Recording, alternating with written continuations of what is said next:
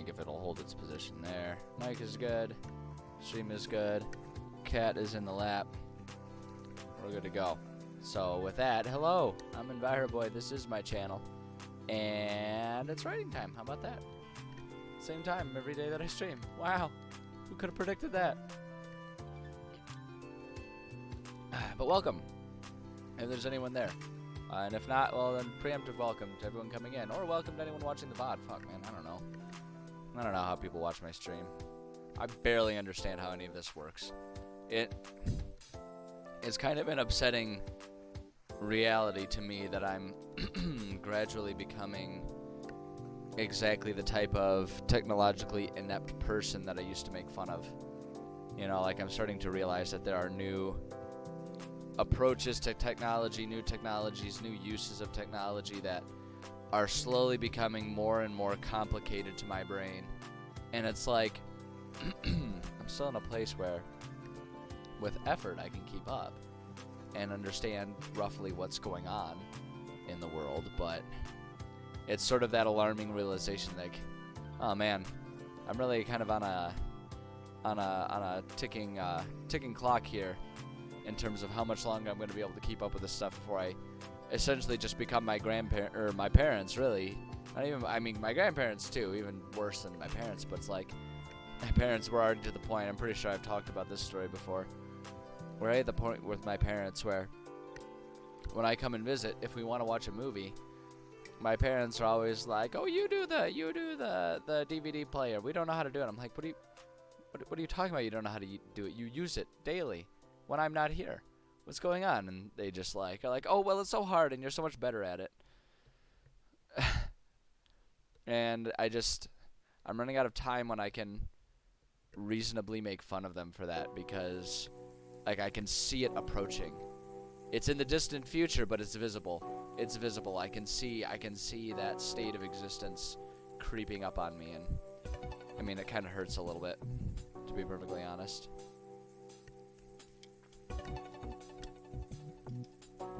Anywho, all right, hold on. All right, I'm putting the phone on mute and setting it to the side because my group. So we had a session last night. Oh my God, they're exploding. We had a session last night, and we progressed quite a bit. My players did. They tied off. They put a nice little ribbon around like 3 different sort of simultaneous quests that they were working on. They kind of got to a point where they could just kind of finish up 2 or 3 of them all in one fell swoop, and they did. But naturally that means there's a whole lot for them to now figure out and sort of settle, because they had been cruising. I mean, you know how a session goes, or how a campaign goes. They had been cruising. Oh, cat, that hurt so bad. Oh my God. She shifted and fell off started to fall off my lap. Which then she, of course, used the claws to hold on to me. So that hurt. That was not fun. She'll be back. That's too bad, because it was a cute little moment. She was all snuggled up with me, but whatever. Anyway, you know, as happens with campaigns, they had just kind of been cruising on the momentum of, hey, we're in this place of danger, we're in this dungeon, and we gotta just kind of keep going through here, and we gotta find this thing in here, and we gotta find this information, and we gotta kill this guy, right? And so they had been kind of working on all of those things, and they finally got to a nice bit of closure for all of it, really. But with that closure comes kind of the fallout of trying to figure out, like, okay, so we don't have that overarching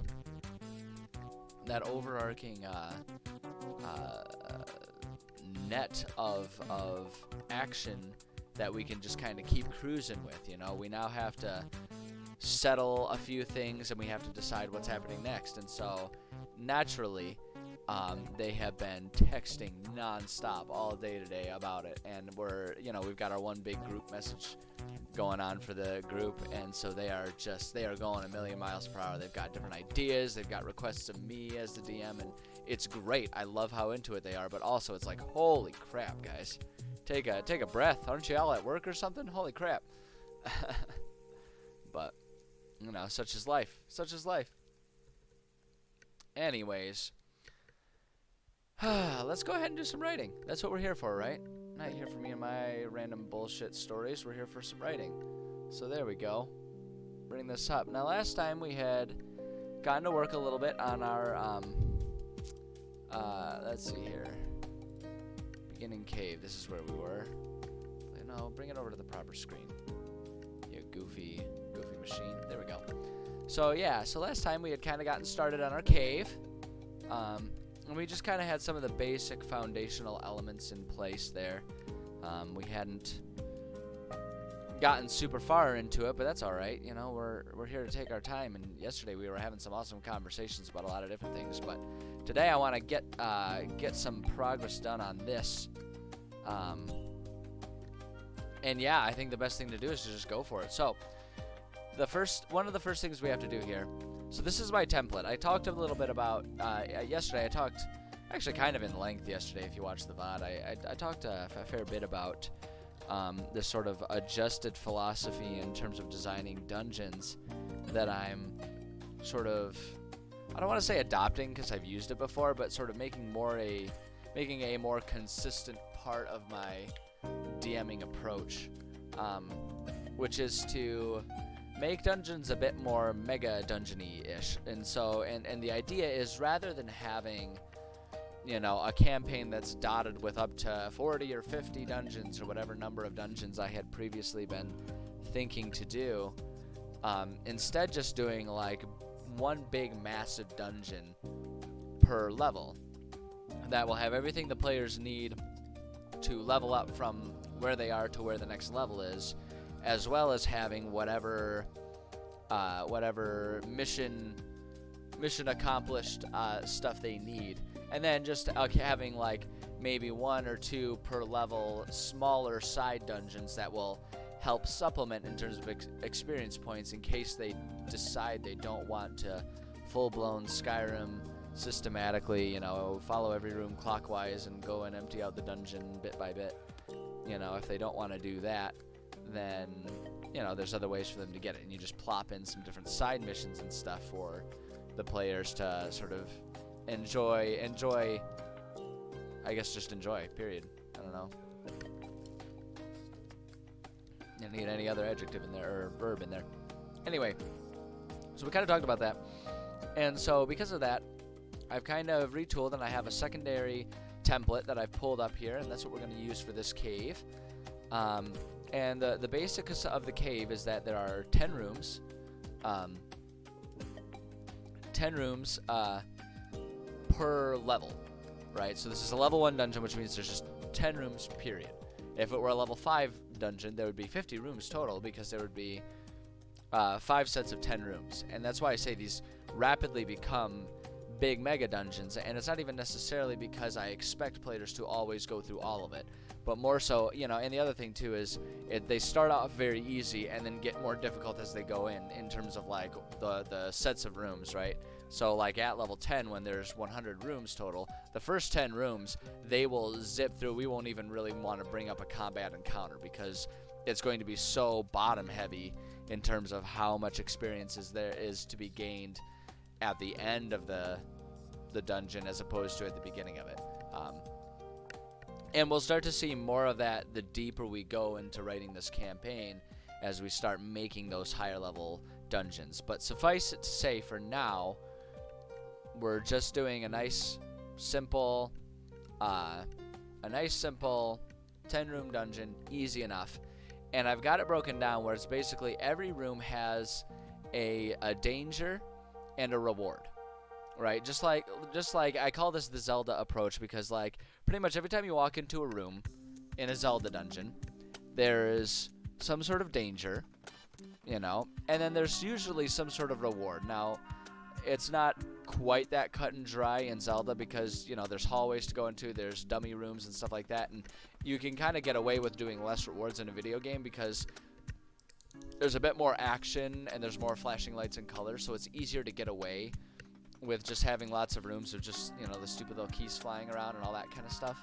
But you can't really get away with that quite as easily in D&D because combat is much more involved. It's slower paced. It's just more arduous. It's a bit more of a slog to get through even the simplest campaign. So because of that, I take the approach of making sure that pretty much every room has some sort of reward. And basically the way I've done it, I guess I can just kind of walk through. So the dangers are broken down to, there's rooms have enemies, or they can have enemies. There can be some sort of trap. That's just, it's exactly that. It doesn't necessarily have to be an intentionally designed trap, but there's something that will risk hurting them. Hey, Muffin Queen, how's it going? And so there's traps there, and then there's puzzles that may or may not harm them, depending on how the puzzle's designed. And then there's also per set, there's one safe room, and I always had the safe room as a place, like I try to make sure it's clear to the players that if they were to rest, do their long rest in that room, they could fortify it and not have to worry about wandering monsters. So like that's their opportunity to get long rests. And I do that just because it makes me feel less guilty about, in general, if they try to long rest, throwing extra wandering monsters at them. Because I always felt kind of guilty about doing that when players wanted to rest. But the flip side is I frequently run into the issue where my players will just up and decide to long rest after every combat, meaning that sort of the tiered difficulty or the concept of running out of spells is just a non-issue for them. And it's, they're kind of allowed to do that as long as there's no time crunch. And so I've kind of adopted that approach to make sure that they don't abuse that too much. And so it's like if they find the long rest room and can get there, that's where they can sit and have a long rest. Otherwise, they better be prepared for some wandering monsters to potentially come up and screw with them. And that's helped just kind of mitigate that issue. But those are the basic dangers that might be in any of these rooms.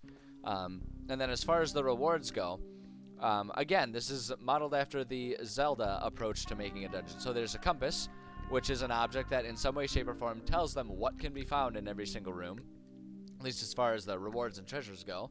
There's a map, which gives them the layout of the dungeon. There are keys, which are used to access important things. There's a boss key, which is used to either move forward to the next set of rooms or face the boss, depending on where they are in what dungeon and all that kind of stuff. But it's one or the other there. There's the chance that there's one room that has an enchantment token, which is, I've talked about it and I'm always happy to go over it, but just for the sake of brevity, enchantment tokens are my game mechanic to giving players sort of a crafting approach to making their own enchanted weapons. Tokens are basically just a little token that's imbued with magic that can be added to a garment or a weapon to enchant it.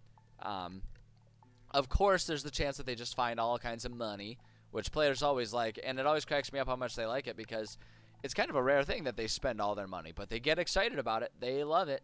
They love having it. There's a chance they'll find a weapon or an armor piece, and I like to kind of make that thematic to whatever the dungeon they're in is.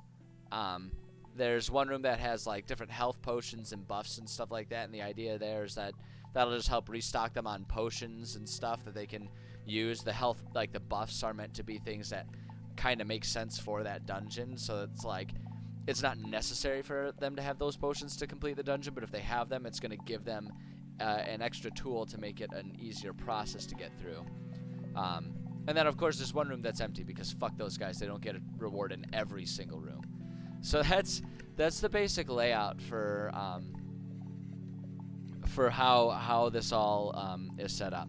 As far as the experience points go, for the enemies and stuff like that, I have kind of a complicated mathematical approach that I use for it. It's not a perfect approach. There's plenty of times when I kind of deviated at my own discretion, but it's my starting point, and I use and it's one that I've kind of come up with to make sure that it doesn't require a whole lot of effort and overthinking about what monsters have what XP and yada yada yada, as I'm trying to design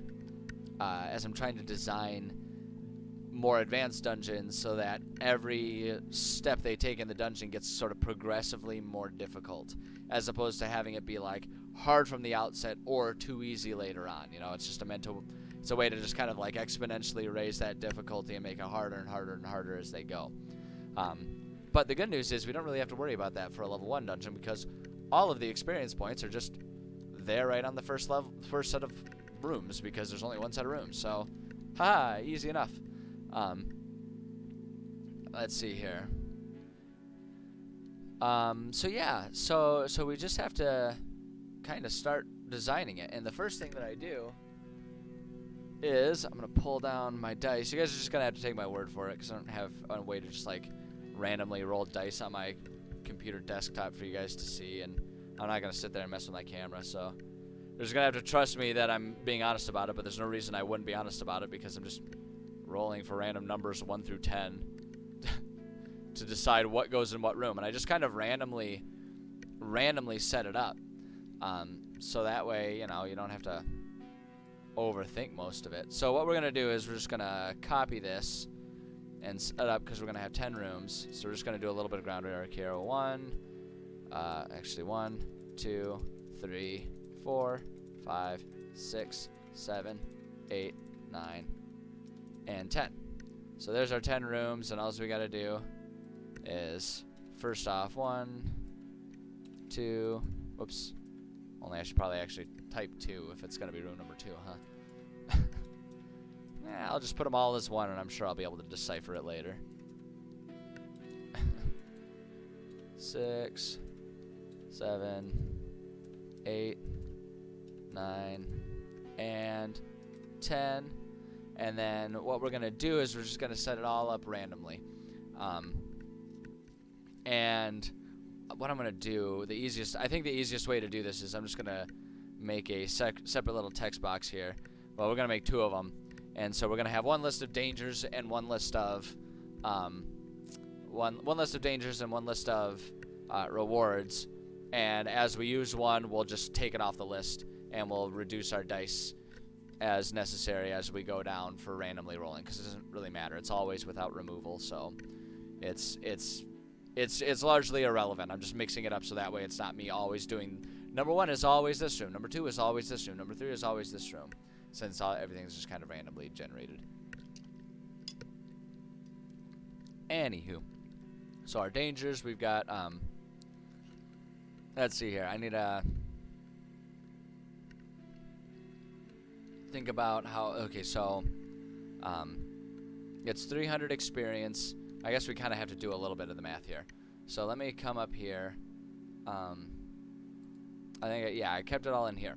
So here's all of the math that I did for figuring out how much experience to do with the monsters or with the combat stuff. So we're going to be using this template because this is technically a boss level, right? Because there's only one set of rooms. So within this level of rooms or this set of rooms, there's going to be the boss of the dungeon in there.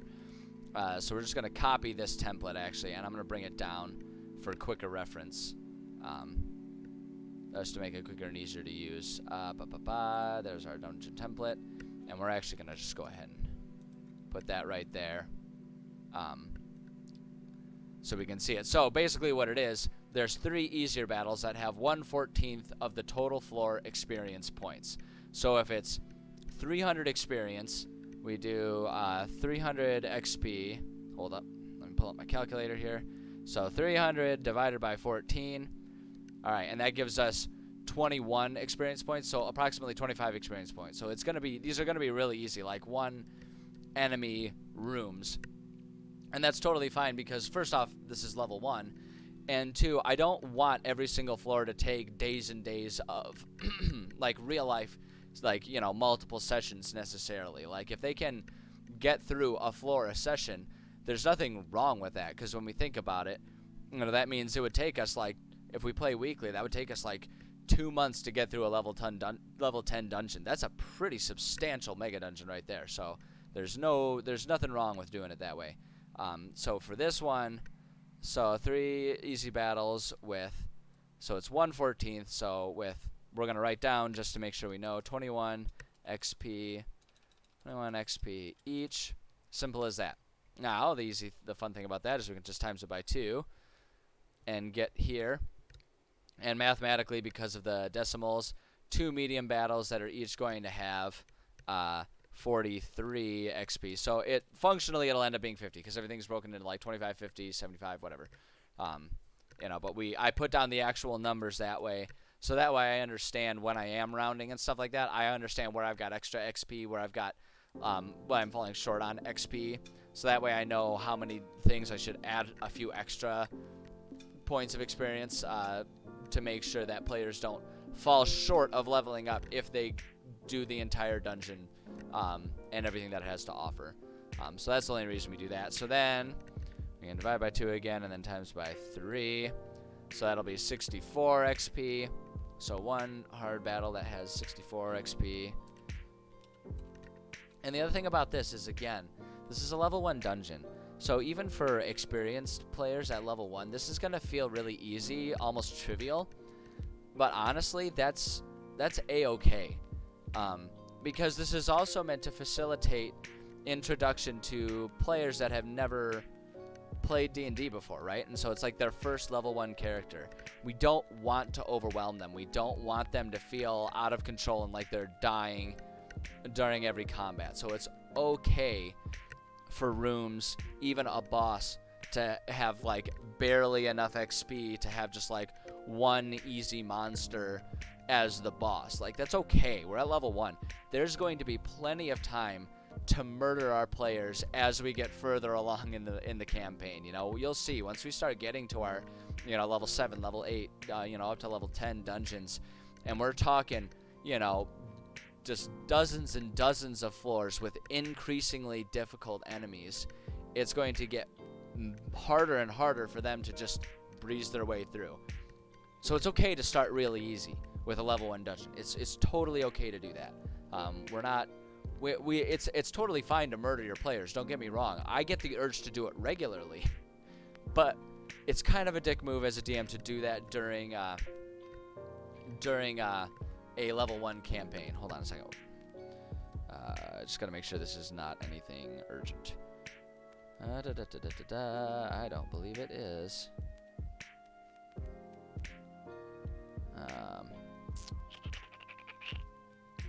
There we go. All right. Yeah, it's nothing important. So just keep that in mind as we're doing this. Some experienced players and DMs are going to look at my method of doing this and wonder why I'm breaking up the experience points so much room by room to make it so simple and quick and easy to get through this dungeon. And like I say, it's a first level dungeon. I don't like to DM in a way that makes, session 2 the one that we get a total party kill. I like things to be nice and simple and straightforward during the first 5 levels. Because up until you get to level 5, it really is kind of just a survival horror to get through a D&D campaign. You're facing all these horrible monstrosities, and you have a sword that you can swing and do up to 6 damage. It's like you're not... You guys aren't superheroes yet. You don't have, like, the big pile of spells with 18 spell slots that you can just explode everything around you. So just addressing that, because I'm sure there's some people going to watch that and be like, what the fuck is this guy doing? Which is, even after that explanation, is totally fair for you to have that attitude about what I do here, too. Because, as I always say, this is highly specified to how I DM and how my players like to play their games. Your mileage may vary. And by all means, it will not insult me if you say, like, this mode is stupid. This isn't how I want to do it. By all means. By all means. Because Lord knows I've said that about a lot of other things and other people's approaches to Dungeons & Dragons that I've read or watched or heard about. There's plenty of times when I'm like, that's not how I would handle it, but whatever floats their boat. And that's, I guess that's kind of the upshot of it all, isn't it, right? Whatever floats your boat. And this floats mine quite buoyantly. So those are all of our combats here. And there's, like I say, there's that extra layer of challenge included with once we start getting to higher level dungeons, and we have to not only break up experience among all of these different levels of difficulty in battle, but we also have to break it down through different layers, like different levels to the dungeon. But we'll get to that one day when we get to a higher level dungeon. For now, we're just working on our introduction. So we can just do 21 XP battle. We're gonna have 3 battles with 21 experience points up for grabs. And if you want to add an extra complexity to all of this math, you know, revolving around experience points and everything, you can start thinking about the modified experience approach in terms of handing it out and balancing combats. This is entirely based just on like the baseline mathematical system, how many experience points it takes to level up, and how many experience points a monster is worth. There are suggestions / rules for how to do a modified experience approach that essentially what it does is it offers up more experience to larger groups, so that way larger groups don't have to like, you know, find a way to split up 21 experience points and all only get like 10 experience points apiece. Personally, I don't bother because it kind of ends up being arbitrary. Like if you're gonna deviate from the experience model, then I just say don't complicate it by adding extra math in terms of what XP is worth or how much monsters are worth based on how many people kill it. Don't worry about that. Just swap over to doing like landmark based leveling up. You know, and the good thing about this is it pretty easily translates to that, because if we're doing one dungeon per level, you know, per average party level, then you just make it so that, okay, when they get to the end of this dungeon, they're now level 2. Simple as that, right? And so it translates really easily. So that's, but again, that's my personal approach and opinion on it. So, you know, grain of salt and all that. So yeah, there's a 43 experience. There's 2 43 experience battles to be had in this dungeon. One 164 XP battle. So, just to give you an idea of how much my players are talking about all of their happenstances from last night's session and what they want to do going forward. I have been ignoring my phone since really actually like 2 minutes into the stream, right? Because I looked at a couple texts right at the very beginning. We are not even a half hour into it, and I have missed 52 texts, and I guarantee you they are all from, like I can see from the notifications, they are all from that one conversation, and they are still going strong. Yeah, it's not 53. 54. They are into it, and as a DM, I love to see it, and it actually makes me feel quite proud and pleased that I've managed to evoke this much conversation from my players about what they want to do next. I'm very pleased with that. I'm pleased as punch, as some might say. So, yeah, you know, it's good stuff right there. Good stuff right there. Sorry, I'm just getting some different music going on here. I listen to different music than I put on there because there's like 8 songs that exist in the world that won't get me copyright struck. But I like to have a little bit of background music because I just feel like it makes it more pleasant for you guys. And on the VODs, it makes it a bit more pleasant to listen to them. But I get tired of listening to the same music all the time when it's direct in my ears. So I put on my own music. And I would love to share it. I actually love sharing music and discussing music with people, but I'm not allowed to do that. So, I don't know. Suck it, I guess. Sorry. So, and then there's an 85 experience battle. That's like the boss battle. So those are the different battles there. So it's like, and the thing is too, is I'll usually round up a little bit just to make it easier. So like the 85 experience battle, I'm just going to put in a battle with, so we've got the 200 experience with the giant hyena. I'll probably just give them the giant hyena and call it good for the boss and have them just face only that boss and call it good there. It'll be extra experience points, but I'm not going to cry over my players getting more than they need to level up from one to the next. So we'll probably just do that. And for the 64, we'll just have like one or two, of the boars or something like that. And then with our 10 experience hyenas, we can do 2 of those in there. It ends up working out okay. It ends up working out just fine. It's all rough guesstimation, and like I say, we throw audibles all the time. That's one of the most important things as a DM to be able to do, is just throw an audible. So anyway, we've got our 7 types of battles. There's going to be one room that has a trap, one room that has a puzzle. Part of me would always love to add more traps and puzzles. The problem is there's only so many ideas you can come up with in terms of traps and puzzles. and I don't like having to dip into the same well over and over again, especially when we get to the larger dungeons. So I keep them down to a minimum, so that way I can just use the better ideas, make them more complicated, and do it that way. I don't know. Again, personal philosophy. Do what you will with that. And then we'll do one room that's a safe room. There's no combat to be had there. And now we're going to do one more list here, and this is the list with all of our rewards, so we can just randomly add them. So our rewards, we're going to have the compass, going to have our map, going to have a key, another key, a boss key, an enchantment token, going to have a money room that just has all kinds of cash for them. Players love that dough. I love that dough. Money room, a weapon / armor room. I'm not gonna put room there. I know it's a room. Health / buff room. Buff room as in like big muscle room. No, a room that has like positive buffs, like giving them potions of climbing or potions of a big size or whatever. I don't know. And then an empty room because fuck them. Empty. All right, so now we're just going to randomly decide. So for the first set, we can just use a D10 here, and we're just going to roll them up randomly. So for the first danger, it is, what is that? That's a 2. So first danger is just going to be oh my goodness gracious,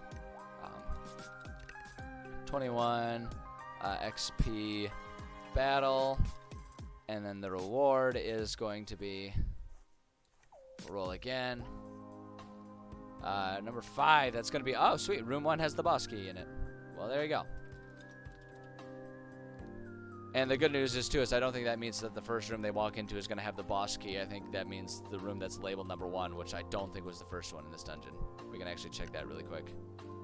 Nope, it's up there. So the boss key is hidden up there. So great. You know, like I say, it's just fun to do it randomly. It's a fun creative writing exercise to do things randomly. So now what we can do is we'll just go ahead and delete these off of the list so we can just re-roll. D10 is still the best one. Let's roll again. Number 4. So the next room is going to have a 43 experience battle. 43 XP battle. And then and then the next one is number 9. So that's an empty one. Haha, suckers. No prize for them in that one. I don't know if anyone's gathered it or picked up on it yet, but I love screwing with my players. It gives me joy. It gives me joy to watch their little hearts break when they think they're going to find a cool... what happened there? That accidentally deleted too much. It gives my heart joy when I can see their eyes fall and the depression sink in when they think there's going to be something cool and there's not. Because I give them plenty of rewards anyway. You can see all these rewards. Absolutely, absolutely. As always. Oh wait, hold on. We got to switch to a D8 now. As always, steal anything that you want from my methods. I find it quite flattering that people like the methods, and there's a time, and a lot of times I like to just leave things up to I like to leave it just up to chance with all that stuff. You know, it just makes it easier. Like I say, it's kind of a creative writing exercise that way. So, you know, I always like doing it this way. Keeps it fun and fresh for me. How do I make a 21 XP battle? Good question. So like I say, there's kind of the math approach that I did to break it up. It's all based on, this dungeon is level 1 dungeon, which means I'm providing 300 experience within the dungeon so players can do everything in this dungeon and level up to level 2 is the idea. Although, actually, you know what? I actually realize now I just did something wrong with this. I'll have to redo it, and I'll show you guys what I did wrong because I was going fast. But the baseline is, but in essence, I put down the exact mathematical number that it ends up being when I break up the points. But functionally what it'll mean is I'll probably make it worth 25 or 30 XP and just let them have a fistful of extra XP. The one thing that I did wrong here, though, is I forgot to... 300 XP is how much it takes to level up 1 player. So, and this is meant to be balanced for 5 players. So I have to multiply all these numbers by 5 to get things up to there and make sure that there's enough XP for 5 players to get up to that level, because you split up the total XP of the battle among players. So it's easy enough to do that, because I should have done the math based on 1,500 experience, not 300. So we just multiply by 5, and that's easy enough. So we're just gonna do all this here. So that's gonna be 105 experience for those ones. 43 times 5, that's gonna be 215. 215 experience points. Oh shit, 64. That's gonna be 320 experience. And then 86 times 5, that's going to be 430 experience. There it is. 430 experience there. So yeah, 300 times 5 is 1,500. Yep, and that's the total amount of experience that I want to be floating around in this dungeon. So that way a group of 5 players can go through, mop up all of the enemies, and everyone has made it to level 2 is the concept there. So we're gonna just change this up to here. Yeah, and like I say, and the thing is it gets extra, the math gets a little more complicated, because as we get to higher level dungeons that have more that have more rooms than just the 10, right? Because I break them up into levels, basically. I almost kind of take the tower approach. It's not always literally a visual tower, but I kind of take the tower approach where it's like, okay, the next floor is there, and the next floor. And to make it more of a gradual stepwise thing.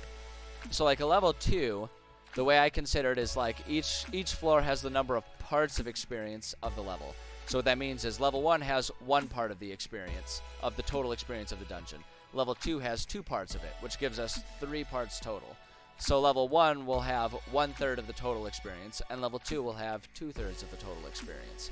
And then when you like take the total experience to go from level 2 to 3, you first divide it into those thirds, figure out how much is on each floor, and then you further divide it among the floor.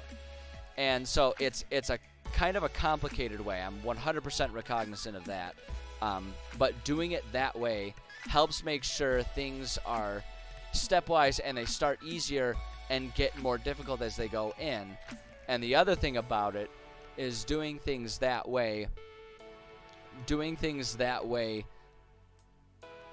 makes sure, how do I want to say this? Like, it makes sure that the earlier levels in a very large dungeon are quick enough that they're not spending like a month in real time, 4 weeks worth of sessions just getting through the first level when we have like a dungeon that has 5 levels or something like that. I want them to be able to blast through those early ones, and then suddenly start facing challenges as they go deeper. Because the other thing that's nice about doing it that way is it actually helps them feel like they've made progress.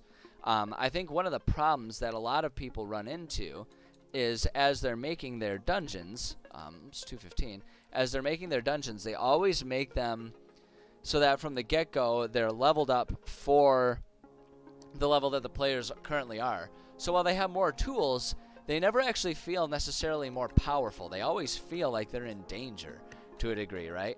And I've always felt like that makes sense to a certain degree, but on the other hand, like, it would be nice if they could, they go through the process of leveling up and becoming more powerful.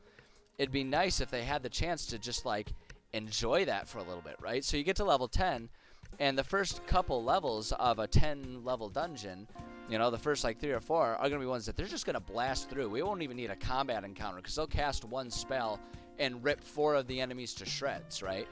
And that'll give them the chance to feel like, oh, yeah, we're gaining some power here, but then later on, suddenly, oh shit, things are getting exponentially more difficult. Okay, now we gotta actually be wise about this, especially since we kind of got a little big for our britches and used up all of our spells and all of our resources on these early floors. So now we gotta be tactical about this, so that's where my philosophy on it all comes from. And as always, your mileage may vary. It's not necessarily like the definitive way to do it, but that's how I do it. How did I get the dungeon picture? What do you mean the dungeon picture? Let's see. Oh, we need to roll up our reward here still.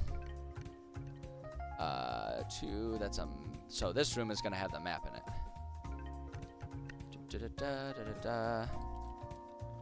Boom.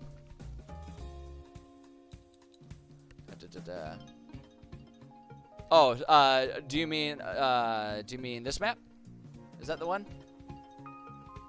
If this is the one you're talking about, this is the one that we started making yesterday, and it's just it's one that I made. Yeah, I made this one in Dungeon Draft. And it actually, I was talking about it yesterday. Dungeon Draft actually, because this dungeon's gonna be a cave. They actually have a cave brush, but I haven't been using it because in the current version of Dungeon Draft, making caves makes the maps really unstable and it tends to just kind of crash.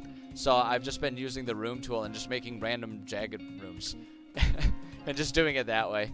So it doesn't look quite as like natural and realistic. It looks a little game mappy, but it makes things much more stable. So I don't have to like save every time I draw a single line. But yeah, that's the map that we're gonna work on, and we're gonna get to filling that up pretty soon here. But let's see here. So then number 3. So this was gonna be a 320 XP battle. Oh man, we're getting all the battles early in these rooms, but I suppose that actually kind of makes sense considering 7/10 of the room or of the dungeon are all just like battles. So we do that, and then our random reward here. There's gonna be a key we've rolled. So there's a key in there. Pew! And then we can just clear that up. There we go. Now we can swap over to a D6, just so we don't have a bunch of erroneous rolls here. Let's see here. So this next room is going to have a 215 experience battle. XP battle. Oops, nope. Do that, and then the reward for this room is that's a 6. It's going to be the health potions and whatnot. Health and buffs. Boom, there we go. Okay, so we can get rid of our get rid of that there, and then let's get rid of the health and the buffs. There we go. We'll keep our D6 for the moment. Another 6. No 6. We'll roll again. Number 2 again. Number 2 again. I think I've rolled 2 like 4 times in a row for all of these, which it's without replacement, so it doesn't matter, but also it's weird. And it's like, it's one of my favorite things about random is because oftentimes random doesn't feel random to us. Humans tend to even, like, if I were to try and come up with just in my brain random numbers for all of these, I would evenly distribute them. Because that would feel most random. It doesn't feel random to us to have like 7 2s in a row when we roll dice. And that's like a weird thing about the human brain and human psychology that always amuses me. Is how like the more random something is, oftentimes the less random it feels to us. Which is why we have to have, like, if we want true randomness, we kind of always have to use a random number generator of some sort.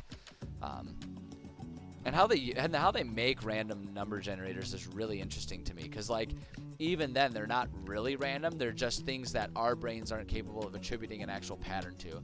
Like, there's random number generators that you go to a website, right, and you can click the random number, but it's not actually a random number. It's they have a device in whatever server room or whatever, wherever they created the app or the macro or whatever you want to call it, and it's like based on background radiation in that area or something like that, and it's something that just changes so constantly and is so like so beyond our comprehension that it feels random to us, but even then it's like not actually random. It's really wild. It's really fascinating. I don't think anyone but me cares, but I find that really interesting. Alright, we can swap over to our D4 now.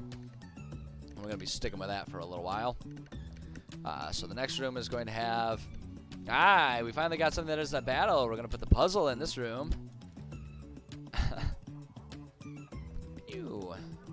Alright, clear out the puzzle, and then the danger is... or not the danger, the reward is the compass. So this room will have the compass. Thank you, Legend of Zelda, for giving me a formula to follow in terms of what should be in a dungeon. Oops, I gotta clear out before I roll again. I gotta clear this out of there. Okay, next room. Up 4, we gotta re-roll. God damn you. No, no force. There we go. 3. Okay. This is the safe room. There we go. That's the safe room. So that's the room where players can safely set up for a long rest without worrying about being assaulted. We'll have to figure out exactly what that's going to look like in this random cave, but we'll figure it out. It's a safe room that has some sort of weapon and armor in it. So it'll have a weapon or armor in it. And I do not presently have I don't presently have a coin to flip for 1 or 2, but just to make sure it goes nice and quick so I don't have to sit here and re-roll a bunch of times. If it's odd, if it's a 1 or a 3, it'll be 1, or if it's 2 or a 4, it'll be a 2. So let's see here. There we go. We wouldn't even have to worry about it. It's a 1. So that's 105 XP battle, and then just to make it easier, because we already know exactly what this one's going to be, this is our trap room. And then for our last reward, our reward's our second to last one. It's a 3, which means we're using it as a 1, so this one's going to have a key in it. And then the last one is going to have the enchantment token. How about that? Enchantment token. Should make a YouTube video of this method. I do upload my VODs to YouTube. My YouTube channel is horribly disorganized because I don't have the time or energy to manage it properly, but it's there. It's all there. It's all there. I have considered something that I might actually be more keen on keeping up is like, I've considered doing like a weekly blog where I can like, where I can add, where I can just like talk about and do like a written description of a lot of these things that I do and stuff like that. I've thought about doing that, but then I think about how much time it's going to take, and I and I don't do it. I'm just one man. One man with bills to pay. I don't have all the time in the world as much as I wish I did. But yeah, certainly feel free to check it out. It's just uploads of the VODs, so it's not actually that helpful for tutorials because there's not really a good way to index all these VODs. It's just like a big collection of like 2-hour videos, which are just the VODs. So it's like kind of useless, but it's better than nothing. And yeah, I don't know. Maybe one of these days things will grow and I'll have the time and energy to start doing stuff like that. I don't know. Like there's a million ideas that I have, but I am perpetually limited by time, energy, and finances. You know, such is life.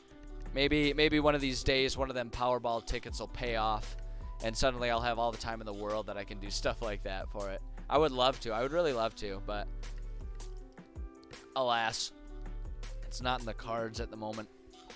Not in the cards. One of these days. One of these days. Anywho, alright, so now we have to start actually putting some of this stuff and describing our dungeon. So, I'm going to minimize this to give ourselves a bit more space, and we're going to pull this bad boy up, and we're going to just go ahead and half it here. There we go. I'm going to move the dice out the way to clear off my desk space a little bit here. Tie up my lovely dice bag, yeah. You done me good, dice bag. Back you go to slumber until the next time I need you, which will probably be tomorrow. I don't know. You use dice like almost every day. Become an integral part of my life, these dice. All right, so now we just kind of go through and build this all room, like one room at a time. So if we're gonna start with room number 1, this has a battle and it has the boss key in it. So I'm gonna zoom us in a little bit here. And we'll just do there. It's a little cramped, but that way we can just focus on the one room at a time. So the way I usually approach this is I just do, because it has the danger and the reward in there. And so I try to not overdo how much information I have in there, just because that makes it hard to quickly reference it in the middle of a session. So basically what I do here is I'll do hold up. Get me here. Make sure I'm in the right window. So I'll just do the combat there so I know, okay, here's the notes about the combat. Boom. And so I'll usually write down first off a narrative of what the room looks like and how the enemies in there appear to be and all that kind of crap. And then I'll go down and the next bullet point will be the reward. And it's that simple. Really just kind of matching this format that you see up here. Just makes it easier to lay it all out and see it. So in this cave, this cave in general, like I say, this cave has kind of nothing fancy about it. It's just a cave that the expedition crew needs to examine to make sure it's a safe nothing cave, so that way this trade route that they're building can safely pass by. That's all this cave is. There's no magic in it. There's nothing other than a bunch of critters and maybe some skeletons of individuals who tried to seek shelter there and died either due to being consumed by the dangerous critters that are also in the cave or just exposure to the elements, as happens to people oftentimes in the wilds. So, with the combat here, like I say, this also includes just a description of the room. I basically write down something that I can just like a short paragraph that I can just read to the players as they enter each room to describe what they see and basically do the D&D spoken word version of your Pokemon like wild encounter or battle beginning noise. You know what I'm talking about. I can't sing it though, because then I might get copyright struck. I don't know how that stuff works, so I'm not even gonna karaoke that shit. Otherwise, some asshole's gonna bust down my door. Some frickin' record label agent is gonna bust down the door and kidnap me live on stream. That'd be super embarrassing. All right, so let's see here. So deep in the cave, you enter a dark, cavernous room that smells of mold and must. Let's see here. How big of a battle? This is 105 experience points. We can actually, so the other thing I'll do is just sub bullets here. So here's where I'll put the enemies here. So we've got 100 XP to throw around here. And we can figure out how many we like, how we want to divvy that up between basically hyenas and poisonous snakes. And now the trick here is to come up with an excuse for why there'd be snakes and hyenas chilling in the same room this deep in a cave. This is where it gets really handy to discuss with your players that sometimes things are just going to be kind of game mechanic-y. And I'm totally cool with doing that. I know my players like it to just like occasionally have that sort of Skyrim. No one understands why there's a bunch of, why you've just unsealed the tomb that has been closed for 3,000 years. Look, a bunch of rats that are alive and well, right? It's like, you kind of don't question it because it's just like, hey, it's a dungeon. We're adventurers. We gotta kill stuff and get rewards. So, like, I like there to just kind of be with my players an upfront expectation and accepted understanding that there's gonna be a bit of that in here. So, in this room, so let's just say, let's see here. 105 experience points. We can do 3 hyenas and 3 poisonous snakes, and that'll give us 100, and that actually gives us 105 right on the nose. How about that? Hot diggity damn. So we're gonna do 3 hyenas, and we'll just copy and paste this. It's easier that way. 3 hyenas, and then also 3x poisonous snakes. Carefully, it won't throw the extra bullet in there.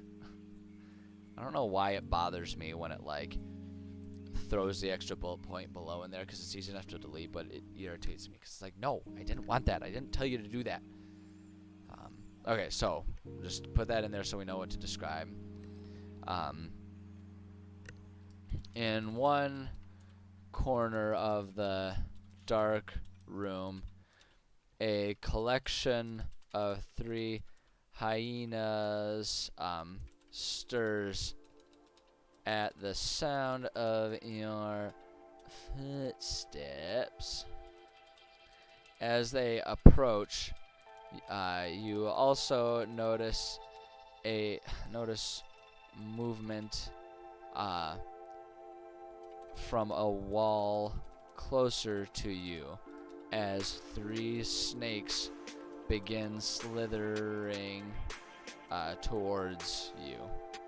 And you just give that, just like I say, it's just meant to be a little bit of a narrative to describe and kind of serve as your intro to like, hey, you've walked in this room, get ready to fight, and suddenly they have to deal with a fight there. It's like, there it goes. Simple enough, easy enough. So now we'll come down here, underline, and our reward for this one is the boss key. So now here's where I gotta pause for a minute, and I gotta think about what would make sense to be the keys and the boss key within this dungeon. Because it's just meant to be a cave. And so I don't want there to be any sort of evidence that there's some sort of like human-made puzzle existing in here, because there isn't. You know, there isn't supposed to be. So what that means is we're going to have it be some sort of like natural thing. And given that we're in the plains, my thought is that this cave is sort of like a carved out hole in the side of a hill, and the hill has like a large tree on it.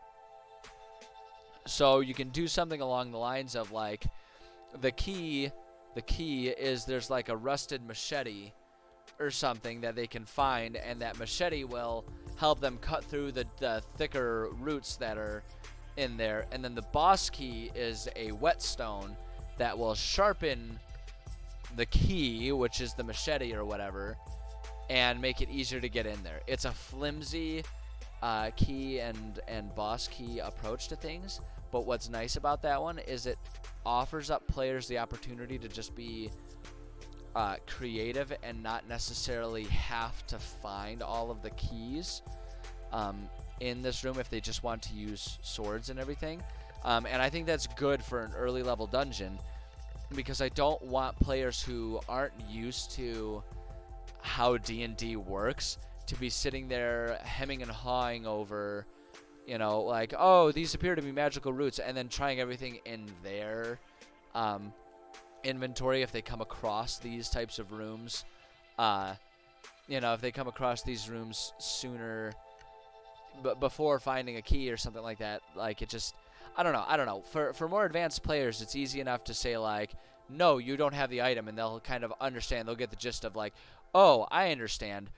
This key appears to need some sort of, you know, like some sort of block that fills in a space in the door. I have to look for that in this dungeon, and they'll go about and do that, and that's no problem.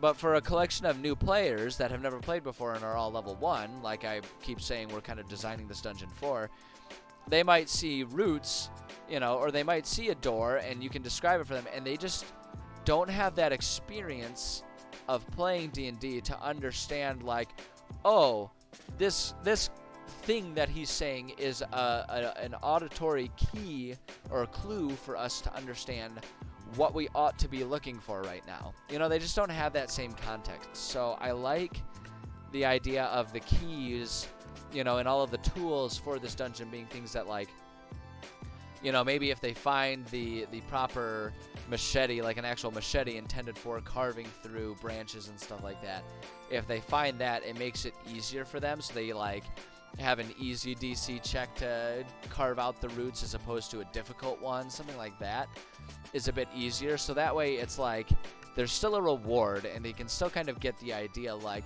oh, this room was blocked and I found an item that helped me unblock it. I understand how dungeons work in this game. Moving on, right? So it gives them the opportunity to find that. But if they're just not there, and they're trying to, you know, understand creativity, and they're spitballing things, and so you just have one guy's like, I guess I take my axe and start hitting at him. It's like, okay, yeah, that's fine. An axe will cut through roots just fine too. They don't necessarily need the key. And later on they might find the key and be like, oh, I bet we could have used this for that. You know, it gives things a more sandboxy feel, which I think is actually kind of good for early players, because it gives a whole lot of ways to solve things without it being the prescribed or intended way. So that way, as they're just exploring the creativity that's available to them, they can see rewards for just thinking and problem solving. So, I don't know. Thanks for coming to my TED Talk, I guess. There's a lot of exposition over me basically saying, we're going to make the boss key a whetstone, but they won't need it to get through the dungeon. So boss key. And then again, I try to do something a little narrative with it. Lying in the corner of this room is a small pile of what appears to be, actually, here's what we're gonna say, is a small, actually, yeah, we'll keep a small pile of humanoid. I always just say humanoid, so that they kind of understand, like, oh, it might be an elf or an orc or even a dwarf or something like that, but they're bones, they're people bones. So a small pile of humanoid bones. With these bones are ancient, tattered, tattered, there it is, okay. Ancient tattered clothing and a small pouch and a rusted dagger. In the pouch is, we'll just kind of, just to give it some flavor, is 12 gold and what appears to be a whetstone. The stone is in good shape and seems like it could be used to sharpen any cutting instrument. We'll just say any cutting instrument, and we'll put it there. I mean, that's pretty obvious if I also provide the keys to this dungeon are rusted machetes that can get through small, thin, weak-ass roots just fine, but if there's like thick, heavy roots that need more intense hacking, then we can, then they've got the whetstone to sharpen the machete or something like that, So that also kind of exemplifies how when I say key and boss key, I don't necessarily literally mean a key that goes into a lock and turns, right? It's just some sort of item that gets you into a room that's barricaded.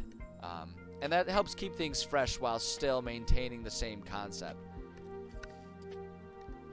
Like I say, it's a very Legend of Zelda approach to things, right?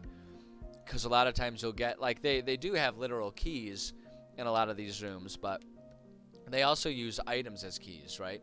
Sometimes the key is that you have a Wind Waker, and then the boss key or the advanced key is that you find, a specific song that you can play that will change, this, that, or the other thing that you need to get through the dungeon. Like, it'll change the angle of the light, the time of the day, or it'll change the direction of the wind so you can float in the proper direction, right? That's the same basic concept of how you have a key and then an advanced key or a boss key that modifies those existing keys to make it the exact tool that you need.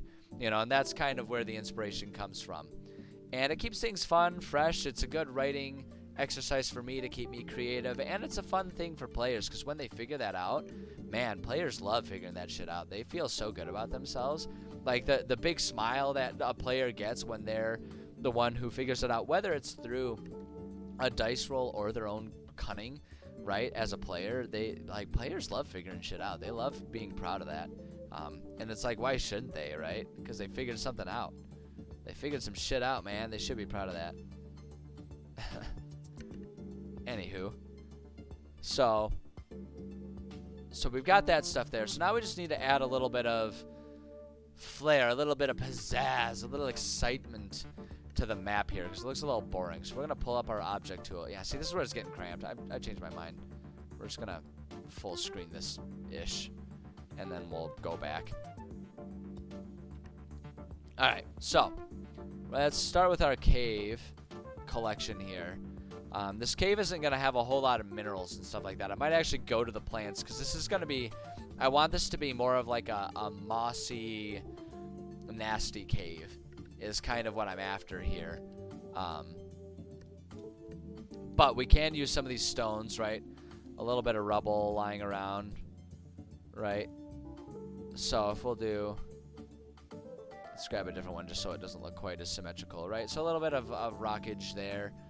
Some stones there. It's just, like I say, it's a much more muddy one. I think what I might do... I'm not going to do it in this... Actually, you know what? I'll do it in this room. Check this out. We can do... There's another way we can make things a little spicier here. We get our water tool, right? And we can just kind of put like an underground pool of water, right? And it's like... This sort of explains why our little hyenas might have been napping around in here, right? Because it's a little pool of water. They can get some... They can get a little something to drink while they're sitting there napping away. I don't really like that the water overhangs there, but that's just kind of how the brush tool works, unfortunately. I mean, I guess I could try and, like, do a shape for it, but if I wonder if it'll let me... Let's try... I just want to see something here. Like, I don't know how this is going to end up looking. I mean, that looks okay, right? That kind of handles it. Hold on. Let me get rid of this. Let me get rid of the stuff that I pre-made, and let's just... Oops. Oh, we can redo that one. All right. Let me try this. I haven't really tried this method before for designing a pool of water. What I'm concerned about is like it'll follow those lines too closely, and it'll look kind of goofy. So let me just see what happens. Yeah, it looks a little goofy, but maybe we can combine the two, right? You do that, and then just around these edges, where we're not worried about it overlapping, you do something kind of like that, maybe? That looks a little better. I don't know. I do like that it doesn't overflow there. My obsessive-compulsive nature, which is, like, I shouldn't say that. It kind of makes light of actual OCD. Just my weird, semi-neurotic desire to have things there. Like, don't get me wrong. I'm not going to break out into hives if I can't have it exactly right. So... Should probably not make a light of it, you know what I mean? But anyway, so we'll go back to our object tool. So we got stuff like that. I mean, this really can be kind of empty. Let me see. Let me try going to the plants here.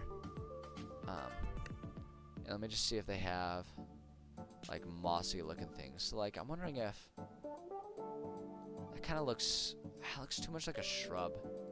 And we could throw in some like little weeds like this actually that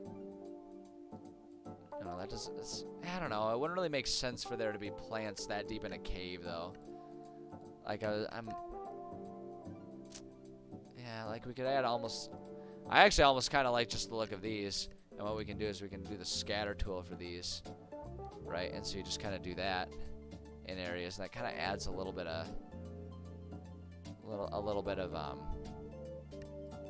I don't know, a little bit of fanciful like detail to it. You just kind of do that. I don't know though. It's definitely got predetermined places. It doesn't actually like scatter them all that much. So I don't like that either. Oops, redo.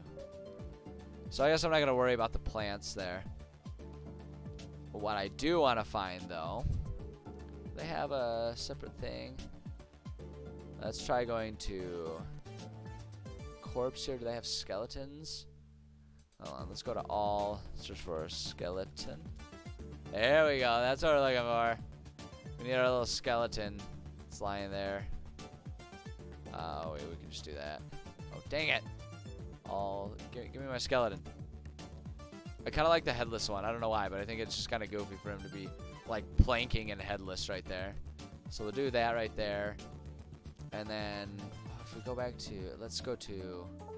Just try searching for pouch. Sack maybe? Yeah, there we go. How big is this? There we go. There we go. So there's our skeleton guy with our with a little sack that has the rewards in it. So add that, adds a little bit of detail there. Let me just try seeing here. Oh, they do have roots.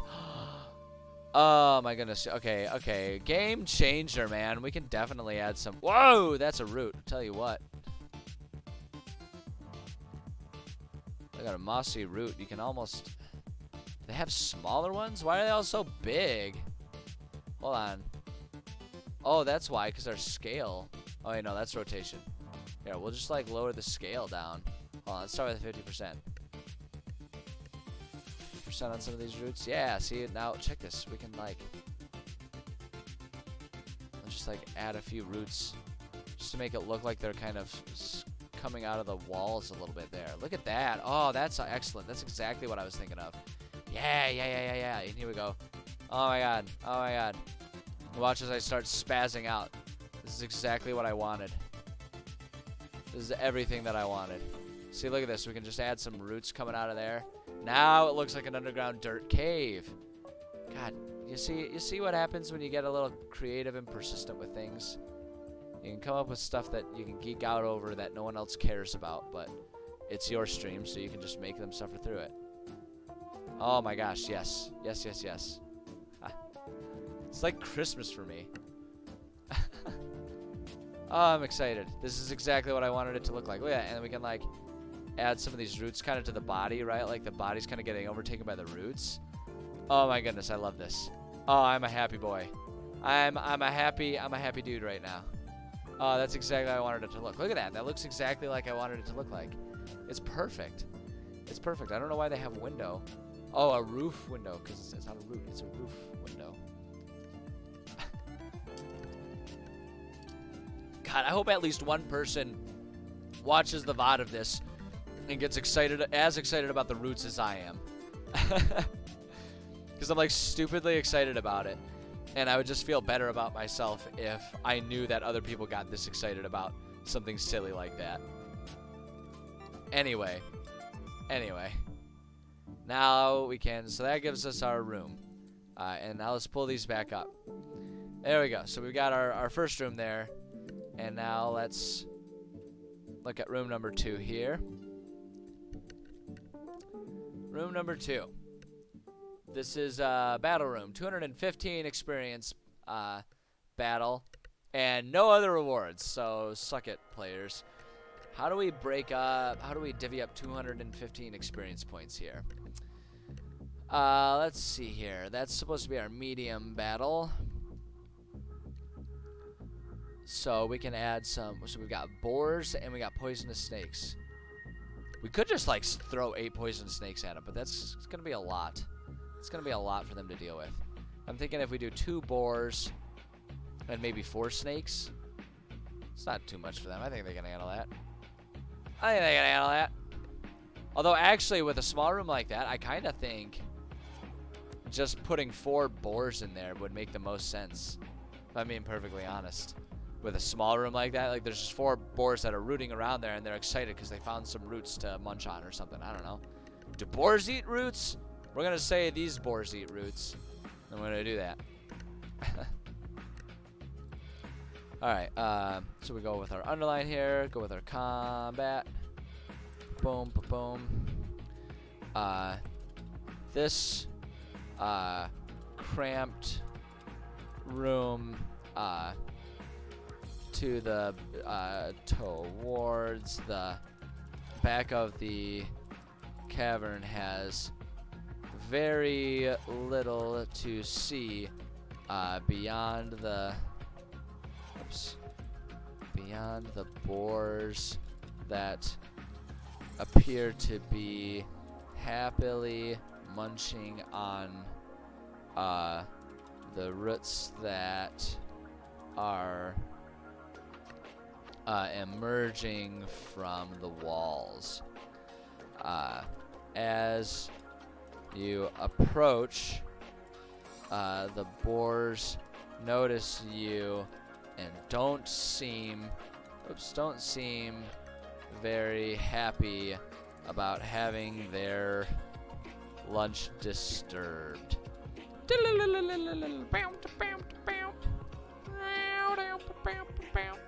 And copyright struck. Boom. Alright, for 4 boars. Where's our boar? There we are. 4 boars. Boom. So it's a little shy on the experience, but that's okay. That's okay. it probably in the end will not make a huge difference. It'll probably all balance out. All right. And then we'll just do underline empty. And I always, even with the empty rooms, I always give a little blurb there, so I still have something to like read and say to the players. So if they decide they want to like investigate or whatever, then it's like I still have something prepared there. I mean, that's not obviously it's a really easy thing to ad lib, but if you have that pre-written thing there, you can just kind of make it feel almost like, I love making it feel almost like one of those old computer games, right, where you would like a computer text game that you have to like type in what you do and the computer spits back a response. I almost like making my games almost have that feel to them in a lot of ways, especially when they're going through the game mechanics side of exploring a dungeon. So even when there's an empty room, I like to have like a prepared statement about it being empty. So if they do an investigation or something, so it's like further investigation of the room yields nothing beyond the dirt, roots, and boars that lie slain at your feet. The room is cold and empty. Boom. You just give them that. Give them that. And it's like, if you have that kind of prepared statement too, that kind of helps players accept that there's nothing there. Because, like, not in a sense of denial, but more in a sense of like, oh, well, maybe I just didn't roll high enough. Let me check again. Like, if you give them that definitive, no, this room is empty, then they'll leave it alone and not waste their time. You know what I haven't done in a minute? We haven't saved. Let's do that, just in case. All right, so we just got to add a little bit to this room. I don't add the monsters into these rooms because I don't want any monster tokens or anything to become anchored to the map. I'm just throwing that out there because some people might wonder, why aren't you putting little tokens if you know how many monsters are going to be in there? I don't like them being anchored to the map. Because obviously we're going to want to move them. Whether or not I recreate this map or print it off for a real life, or use it in the virtual tabletop, when you export it into your virtual tabletop engine, whatever you're using, if there's tokens on there, they'll be anchored to the map, and no matter what tokens you add to the top of it to move around, there'll always be that map layer collection of tokens there. That's not great, so that's why I don't add those. No one asked, but hey, there's the answer. So again, we're just gonna put some roots around here, right? Let me just kind of make this kind of, you can just kind of make it feel as complicated. I'm gonna make this room full of them, because it's like, why else would the boars be around, right? And as long as you just kind of make it in some way, shape, or form look like it's coming out of the wall. Look at this, we can even kind of change them that way and that way. And if we've got them overlapping like this, right, it kind of helps it look like it's not all just one uniform thing that I'm using. It saves us a lot of time. But just for posterity, we'll throw a couple of these guys in there too. If you haven't gathered, I am very meticulous about how I make my maps. And I like it this way. I love adding this kind of detail. I love putting this kind of tender loving care into my maps here. We're gonna thin it out a little bit on that wall. And I'm gonna put one more there just to make it. There we go. So there's all kinds of roots lying around there. And the boars will just be walking around. Let's just add a few extra rocks to make things feel a bit more lively, I guess. I don't know. There we go.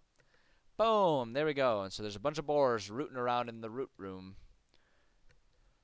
All right. Let me see something here. Oh, sweet. We got all kinds of time. We got a half hour still. Look at us with all the time in the world. This is great, man. Making good progress today. Making good progress. I love it. I love it. Okay, so we're going to do this. And I think if I do it that way. There we go. So here's room number 3. Yeah, you can't really get rid of it. I just wish I could kind of collapse this. I'm sure there's a button to let me do it. But just so I can have more visually. But honestly, we can see the room. It doesn't matter. Okay, room number 3. This has the map in it. So this is going to be one of our rooms that is. This is going to be one of the rooms that's blocked by a key, right? Because it has the map. I always make the map room and the compass room blocked by a key. So you got to get the keys to get the map and the compass, and the map and the compass are not necessary, but they are helpful in terms of finding where the boss key is, and you need the boss key to get into the biggest battle, which is actually going to be in room 6, and I want to make a note of that. Okay, so here's where we kind of run into a problem, and we might have to throw an audible. Room number 6 has the boss battle in it, right? Which means room number 6 is going to... Well, actually, you know what? Never mind. We don't have a problem. This one's blocked off. Room number 2 is just an empty one. It's got an extra battle in there. So they can deal with that. And yes, it kind of raises questions about, like, oh, if room number 6, being the boss battle room, is blocked off by the boss key, how is there wild animals in there? To which I respond, stop poking holes in it and have fun with the game, because it's just a game. It's 100% game mechanic-y, and honestly, I'm okay with that. I know my players. I just play with my friends. I know my players well enough to just say, hey, it's a game mechanic. It's there because of reasons. Moving on. And my players are totally fine with that, because ultimately, we're just sitting around to have fun. And with the number of times that they abandon realism for the sake of saying jokes and making funny anecdotes, I'm allowed to just say, like, hey, I was just trying to make a game that has plenty of mechanics in it for you guys to enjoy. Don't ask questions. Let it happen. So, okay, but anyway, what I wanted to keep track of is I wanted to realize that this is where our boss battle is, and I just want to make sure that every other room is accessible before the boss battle. The one exception is the empty room, and honestly, I'm okay with that. I'm okay with the empty rewardless room being a harder one to get to, because that just makes it an auxiliary room that if they want that extra experience and that completionist reward, then they can grab it. The important thing is to make sure that the boss key doesn't block, or the boss room doesn't block off the boss key, right? So it's like room 3, it just has the map, but you can go around and you can still get to it, even though this one will be blocked off for a lot longer. In theory, it's not functionally going to be that way, because anything can cut through the roots, but you get what the fuck I'm saying. You know, you got to make sure that sequentially they can obtain things as they go. Like, you don't want to have a key trapped behind. Like, it would be bad news if the boss key was in room number 2 and room number 6 was the boss room, right? You know, it would even be bad news if this was the boss room and the map or the compass were in here too, because the idea is you can obtain everything before getting to that boss room. That's really the important thing. Every other reward in the dungeon ought to be attainable before they get to the boss battle. You know, because in theory, you know, in this one it works out really well, because the boss battle is the room that has a whole lot of money. So, hey, we did it. Alright, so you gotta pay attention to, excuse me, what rewards are where in that sense. It's also why you would never have the boss key be in the boss battle room, or even just a regular key in the boss battle room. Luckily, the random stuff didn't give it to us, so sometimes you can't let it all be completely random, but those are all specific instances or situations in which, you know, it kind of turns into a deal with it if it comes up. Otherwise, don't overthink it too much, and that's where I'm going to be. Talked about it, mentioned it, you know, so that way you guys understand that it is something that I'm aware of, but we just don't need to worry about it right now, so moving on. Moving on. Alright, so this one is, again, one of them easy combat rooms. We're just going to say, oops, underline that, combat. Ta-ta. 105 experience points. We could do 2 boars. We could do 4 snakes. Or we could do 10 hyenas. I kind of want to just do 4 snakes in this one. There's just 4 snakes kind of hanging out. Doing like one of them snake mating piles or something. I don't know. Let's see here. Excuse me. Alright, so Really quickly, I'm just going to go ahead and do our 4x, and we're going to take the poisonous snake thing here. Where is it? There we go. Copy that. Copy that. Paste it. There we go. 4 poisonous snakes. So that way, as I'm writing the description of the room, I remember that I need to describe 4 poisonous snakes. Let's see here. This dark and muddy room appears to go as deep as this cave. So this muddy room appears to go as deep as this cave can go. Let's say that. It's not really correct because that implies that it's like whether or not the cave is capable, but it sounds awkward to say. This dark and muddy room appears to go as deep as the cave is the deepest the cave. Let me just rephrase it all together. I don't like the sentence. I'm overanalyzing, but I don't care. This dark and muddy room appears to be the deepest part of the cave. Water pools along most of the ground as the slope of the cavern floors brings any stray water to this point before it seeps back into the ground. So I'm gonna take my water brush, and I'm gonna put a lot of water in this room. In one of the small dry patches in the corner of the room, there appears to be a pile of rope. As you approach the rope, and I always like to add these little sentences as I'm writing out my paragraphs of description. I like to add these little sentences as you approach the rope, things like that. Because what I'll do is, as I'm DMing, I'll take a quick second and say, like, I'll pause the game and say, hold on 1 second, I gotta check my notes. I'll read through this, and then I'll know, like, okay, when they first walk in, I'll read up to that part. There appears to be a pile of rope, and stop there. And then let them say what they're gonna do. And then if they are gonna walk up to them, then I resume and say, as you approach the rope,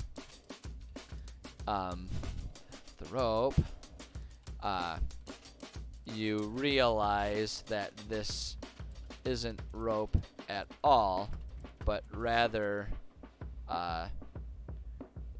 a small collection of snakes, as evidenced by the fact that they begin to move towards you as you approach. Boom. There we go. And then we've already got our... Oh, excuse me, I apologize. We've already got our notes on the snakes that are going to be there. And then what we'll say... And so here's what I have an idea for the map here. So I'm going to say map. I've got an idea for this one. With the snakes dispatched, you notice that they appear to have been laying on some sort of parchment. When you pick it up, you can see that it is a crude, hand-drawn map of these very caverns. And that's all we really need to do. So now they've got a map of the cave. And usually the way I do that, the way I handle that, is like it makes the most sense in a virtual tabletop. If you're playing in person, you kind of have to decide how you want to handle withholding parts of the map, so that way obtaining a map is meaningful. The easiest way to do it if you're doing it in in-person session is when you've got your game mat and you're like drawing out the map. You just draw one room at a time as they enter it. And you just do it that way, and you slowly add on to the dungeon that way. If you're doing virtual tabletop, I talk about it a lot. I use Foundry And if you're using Foundry, it has the dynamic lighting ability so that it blocks off everything that the players haven't seen yet. Like, everything the players haven't seen is completely black. Everything they have seen but have left behind becomes like dim light, but they can still see the map. So what I would do with this, if they find the map, is basically, as the DM, I kind of pool up all of their tokens, put them together, and then I just take them on a quick tour of it, so that way the whole map is, like, at least the layout of the whole dungeon is visible to them as they are walking around. You know, it is visible to them as they continue to explore the dungeon, so they can plan out what rooms to go to and all that kind of stuff. So that's how I do that. And then if there's, and then when they get the compass shows where all the other important things are. When it's within virtual tabletop, I'll just add a little marker or a little text box that says, here's what's in this room, here's what's in this room. If it's in person, basically I just give them a list. Like, I then number the rooms, and I give them like a bulleted list of what's in each room. And it's easy enough to do it that way. And so that's kind of how I add that map reveal / compass reveal function into the game that way. So that's how I handle that, in case anyone's wondering, like, how do you do that when you don't have like an automatic video game minimap that like will automatically be visible or not visible. There's a million ways to do it, really. I mean, you can approach it any given way. That's just my approach. As I repeatedly say again and again and again, that's my approach. Your mileage may vary. Never hesitate to do things your own way and not do things the way that me or anyone else says you should or shouldn't do it, because that's just BS. You can do it however you want. So we talked about how this room is going to have a lot of water. Okay, let me try this again.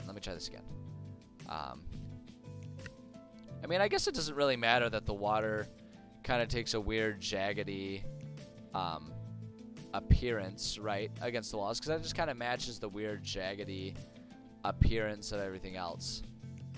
Just do it that way. Yeah, I mean, honestly, that doesn't look too shit compared to everything else that's here. I mean, I guess I could just like try and smooth that out a little bit. Right, you just do that to smooth it out, I guess. Smooth that out a little bit. Yeah, I don't know. It looks fine. It looks fine. It's fine. It's fine. It's fine. Alright, so we do that. The snakes are over there. I'm going to go ahead and go to our object tool here. Let me just try doing map. Why does it have to be on a table? I wish they just had it. Okay, let me try doing paper here. Perfect. Yeah, so what we'll do here, we got to get our scale back up to 1 real quick. Come on. There it is. Had to get the exact right pixel. So that's going to be the corner where the snakes come out of, right? And that's where the map was. Little hand-drawn map. And then let's go back to we can just go back to the things that we've used. Bring our scale back down to, oops. Why do I insist on trying to make the slider work exactly right when they give me a text box that I can manually enter everything in that way?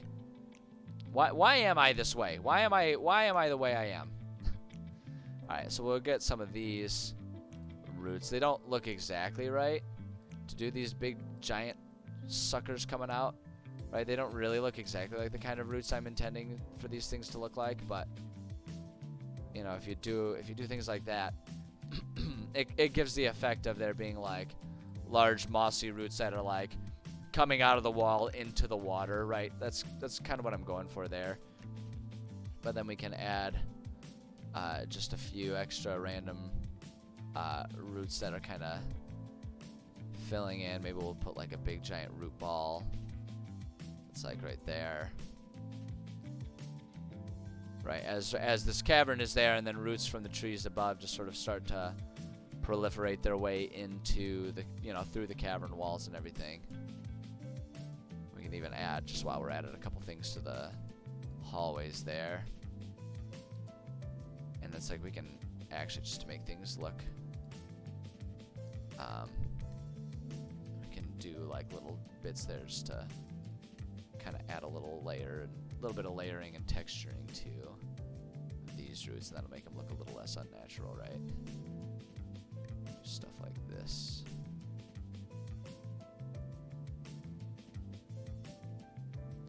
There we go. See, you just do stuff like that. It makes it look a little bit more complex, a little bit more pleasing to the eye that way.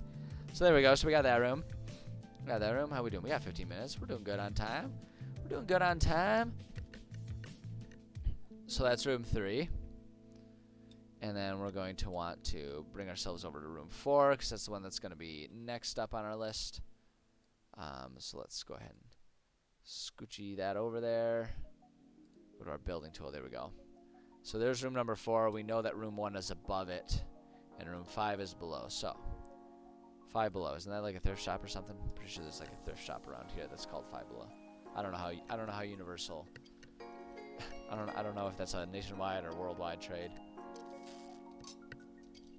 Whatever, no one cares. Let's see. Alrighty. I gotta see something. So I was talking before about how my players were obsessing over stuff that happened last night and trying to make plans and discussing everything. And I was feeling really proud of that. It's been an hour and a half. I've been largely ignoring my phone. I have 76 unread messages, and I can quickly check. Yeah, they are all from that same group of people. They are all from those same people, from that same group. I am quite pleased with how invested they are in the campaign I have given them. I am quite happy about that. All right, so room number 4. We got time. We can probably finish this one room. We'll probably finish this room and call it a session. So let's go ahead and finish this room, and then we will continue on, or call it a writing session, so I can move on to video game in a little bit. But staying focused here. Combat. This is our 320 experience room. So we can break that up. So we could, we'd have the experience budget to add a giant hyena in there, but the hyena is meant to be our final boss, so I don't want to use them in this room. We want to save them for our room that has our 430 experience. So instead, when we're getting up to that much, I think the only option is really to do 6 boars, because we got 300. I'm gonna do 6 boars and maybe throw 1 poisonous snake in there. Maybe I'll do that. So really quickly, we're just gonna do 6x, and then we'll copy the boar thing here. I don't think I caught that last parenthesis, but we'll go ahead and just put it in there manually. Yeah. Boom, there we go. And then 1 poisonous snake.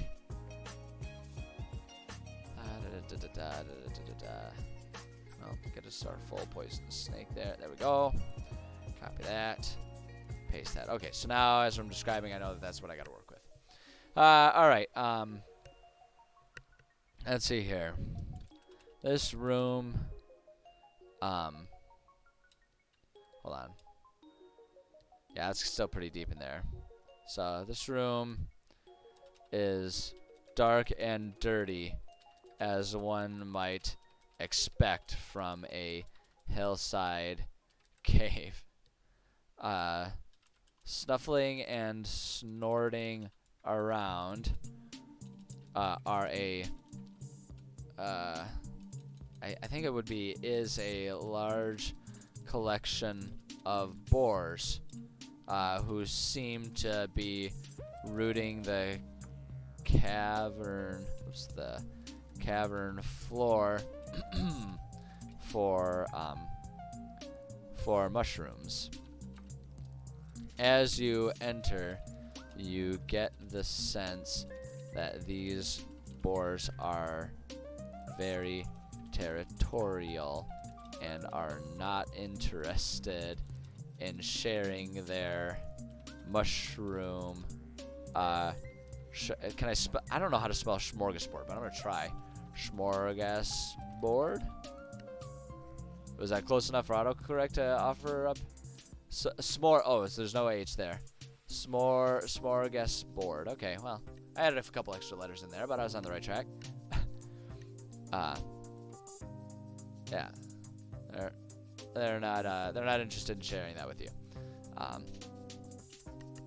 let's see here.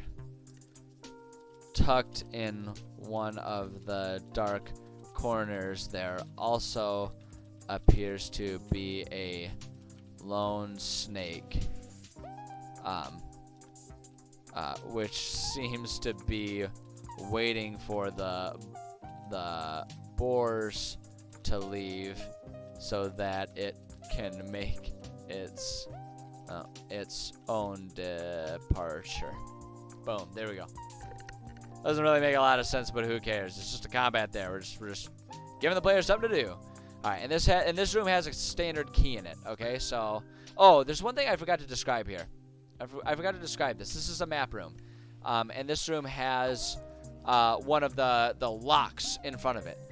And so this one, in this situation, the passages into this room are covered by thick, heavy roots that span across the tunnel. Hold on. I missed a couple of these in there.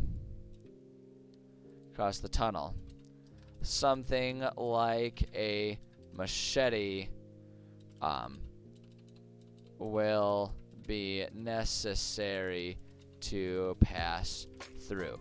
So that gives them enough, that gives the players enough leeway to be creative and just use their own slashing weapons, which makes sense and allows them to practice their creativity, but also explicitly says, like, hey, a machete might help there. So that in this one, when they find a machete, they're like, oh, I get it now.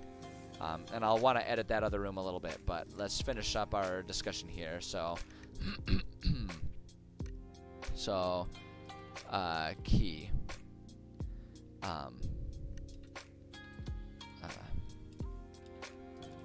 Though a bit grotesque, it makes sense to you why the fungi grow so readily in this cavern. Wait, hold on a second. Though a bit grotesque, it makes sense to you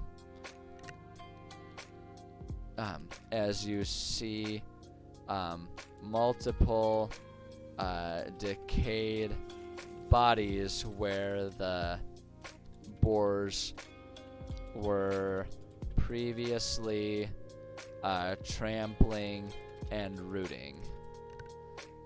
Oh, sorry, freak ear itch there. It's always weird when that happens. Boars were previously trampling and rooting. There is little of value about the bodies. However, a rusted and dull machete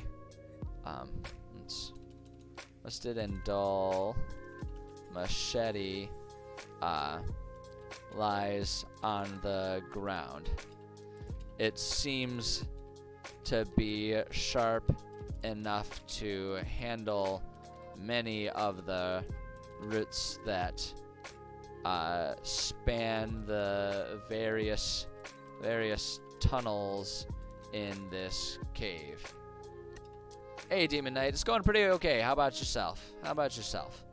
So there we go. Okay, so there's our description there. So we'll say machete serves as the quote key to the quote locked doors in this tunnel. As it is, the machete is too dull to handle more than one room's worth of roots. However, if sharpened with the whetstone elsewhere, stone hidden in this dungeon, it can handle many more thicker roots with ease. Boom. Can handle.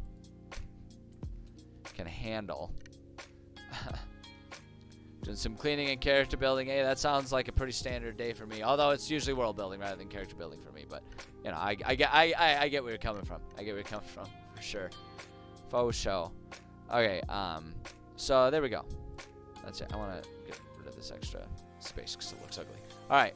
Let's quickly. I need to add some thicker roots here. So let's go back to our object tool. I need to thicken up the roots a little bit here. We got root.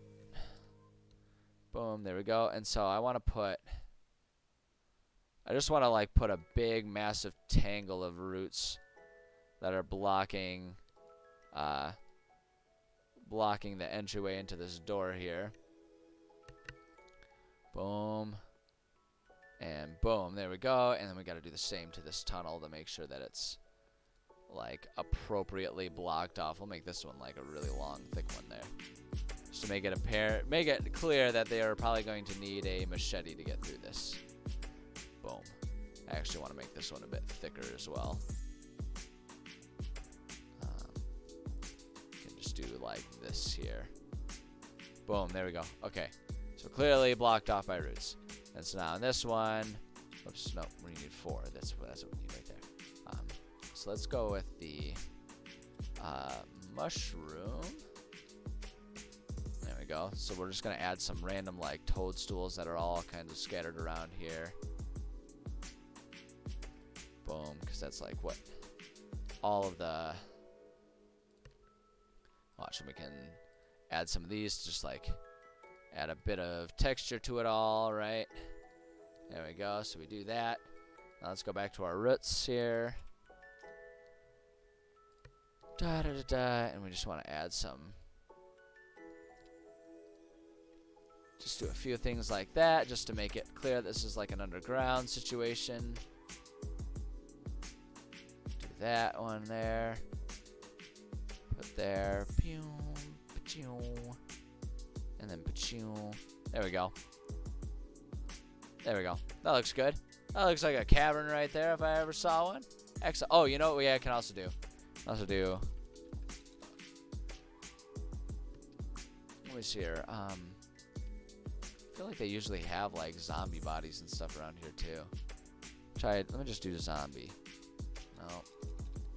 Decay maybe.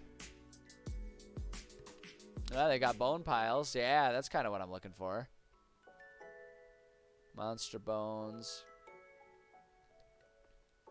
Let's see here. Yeah, okay, all right. We'll do bone piles. We'll do the bone piles instead of like the actual corpses.